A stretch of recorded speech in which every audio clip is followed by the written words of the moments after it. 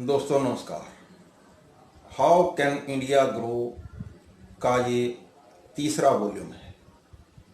इस सीरीज में, इस कड़ी में जो पहले दो वीडियो मैं जारी कर चुका हूँ, उसमें मैंने आपको ये बताने का प्रयास किया कि हम भारत के लोग, हम भारत के नागरिक अपने देश से प्यार करते हुए, अपनी देशभक्ति का परिचय देते हुए छोटे छोटे कदमों के द्वारा, ज़्यादा बड़े नहीं, जो हम अपने लेवल पर उठा सकते हैं। हमें किसी के मोहताज रहने की ज़रूरत नहीं, किसी के मुंह की तरफ देखने की ज़रूरत नहीं, और हमें सरकार के उपायों और सरकार की नीतियों की तरफ देखने की ज़रूरत भी नहीं। केवल हम अपने छोटे छोटे प्रयासों के माध्यम से किस प्रकार हमारे देश को इस जीएसटी, नोटबंदी या महामारी के बाद जो आर्थिक तंगी के हालात पैदा हुए हैं, इन हालातों से कैसे उभार सकते हैं, फिर से हमारे देश की अर्थव्यवस्था को कैसे मजबूत कर सकते हैं, और हमारे देश को किस प्रकार तरक्की की राहों पर आगे बढ़ा सकते हैं, ये मैंने उस दो वीडियो में आपको बताया था। आज भी मैं आपसे उसी कड़ी में एक और वीडियो जो लेके आया हूँ। जो पहले मैंने दो बातें बताई थी, एक तो मुद्रा का रिसाव, हमारे देश की जो मुद्रा है, देश की जो करेंसी है, उसका रिसाव रोकने का एक उदाहरण दिया था कि हम हमारे देश की करेंसी का रिसाव रोककर हमारे देश को कैसे आर्थिक उन्नति की ओर ले जा सकते हैं। दूसरा, मैंने अगली वीडियो में ये कहा था कि बड़े बड़े पूंजीपतियों के हाथों में हमारी करेंसी को, हमारी मुद्रा को या हमारी पूंजी को जाने से रोकना होगा, और उसे रोककर भी हम हमारे देश को आर्थिक तरक्की की ओर ले जा सकते हैं। अब दोस्तों, इसी बात को लेकर मैं थोड़ा सा और आगे आज बढ़ाता हूँ कि जिसमें मैंने पहले बताया था कि ये जो बड़े पूंजीपति हैं वो किस प्रकार देश के सारे आर्थिक संसाधनों पर अपना कब्जा करना चाहते हैं, और उसके बाद वो सारा पैसा, सारी धन दौलत कुछ चंद हाथों में सिमट कर रह गई है। इससे अमीर और गरीब के बीच में जो खाई है और बढ़ती जा रही है। अमीर और अमीर होता जा रहा है, गरीब और गरीब होता जा रहा है। देश के 5, 7, 10 ऐसे पूंजीपति हैं जिनके बारे में रिपोर्ट आई है, अखबारों में समय समय पर प्रकाशित हुई है कि उन 5-10 पूंजीपतियों के हाथों में देश की 70% से ज़्यादा जो पूंजी लगा लो, देश के संसाधन लगा लो, रिसोर्सेज, वो उन 5, 7, 10 पूंजीपतियों के हाथों में आ गए हैं। जबकि बाकी 25-30% में देश की सारी 130 करोड़ जनसंख्या उस 25-30% में निपट के रह जाती है। अब दोस्तों, हमें क्या करना है? हमें करना है कि एक तो इन लोगों के हाथों में पूंजी ना जाए। उसके लिए मैंने आपको बताया कि छोटे छोटे कुटीर उद्योग, छोटे छोटे कारखाने, छोटी छोटी फैक्ट्रियां, उनमें जो माल पैदा होता है, जो उनमें माल बनता है, जो उनमें मैन्युफैक्चरिंग होती है, उनको आप खरीदना शुरू करो। अब इसी कड़ी में मैं आपको एक और बड़ा खेल बताता हूँ।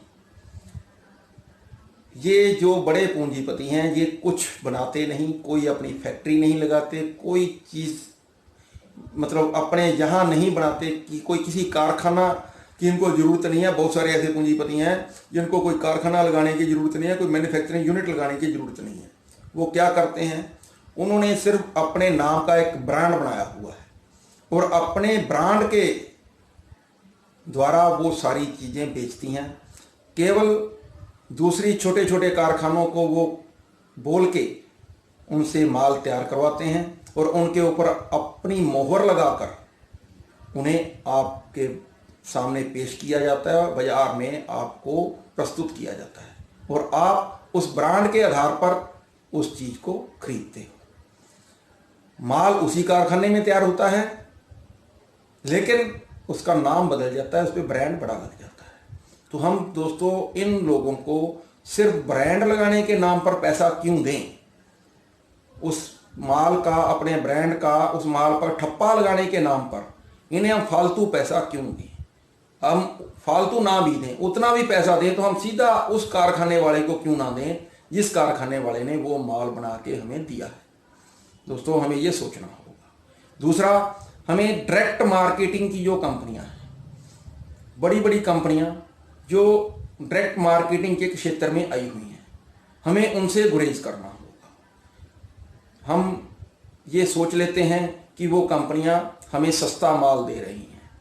दोस्तों, यहाँ तक मैं आपकी बात के साथ सहमत हूँ कि वो हमें घर पर भी पहुँचा देती हैं और वो हमें सस्ता भी देती हैं, लेकिन उस सस्ते की आड़ में हम ये नहीं देखते कि वो कंपनियां जो पैसा कमा रही हैं और उस आड़ में वो कारखाने वाले का जो शोषण कर रही हैं, जहाँ से माल मैन्युफैक्चर हो रहा है, वो जो पूंजी है वो पूंजी जा कहाँ रही है?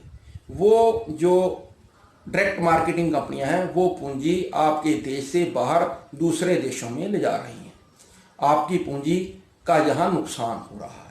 हमें इन लोगों से बचना होगा। इससे बेहतर तो ये है कि हम उन कारखाने वालों से भले ही थोड़ी चीज़ सस्ती महंगी ले लें और भले ही हम उनके वहाँ जाके चीज़ खुद लेके आए, बजाय कि हमें डोर स्टेप डिलीवरी के। लेकिन हम कम से कम अपने देश की जो मुद्रा है, हमारे देश की जो पूंजी है, उसे बचाने में कामयाब रहेंगे।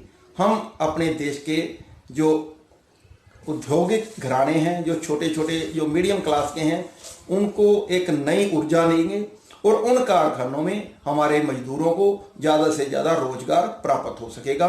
और जितने लोगों को रोजगार मिलेगा, वो मजदूर या वो रोजगार प्राप्त करने वाले लोग हमारे देश की तरक्की में और बढ़ चढ़ कर हिस्सा डालेंगे, बजाय कि बड़ी बड़ी जो डायरेक्ट मार्केटिंग कंपनियां हैं या बड़े बड़े पूंजीपति हैं, उनके द्वारा जो शोषण किया जा रहा है। दोस्तों, आज की इस कड़ी में मैं इतना ही कहना चाहूँगा और अगली वीडियो इसी सब्जेक्ट के ऊपर आपके सामने लेके आऊँगा। कुछ बातें रह गई हैं, वो बातें उस वीडियो के माध्यम से मैं आपको पूरी करना चाहता हूँ। कृपया मेरी अगली वीडियो लगातार देखते रहें और अगर आपको ये अच्छी लगें तो आप इसके ऊपर मुझे फीडबैक भी दें और मेरी वीडियो को शेयर भी कर दें, मेरे चैनल को सब्सक्राइब भी कर दें, ताकि ये बातें ज़्यादा से ज़्यादा हिंदुस्तानियों के पास हम पहुंचा सकें और उन्हें एक सही रास्ता दिखा सकें और हम अपने देश की तरक्की में एक योगदान डाल सकें। आपका ये भी बहुत बड़ा योगदान है कि अगर ये विचार आपको सही लगे तो आप इसको ज़्यादा से ज़्यादा लोगों तक पहुंचा सकें। धन्यवाद। जय हिंद।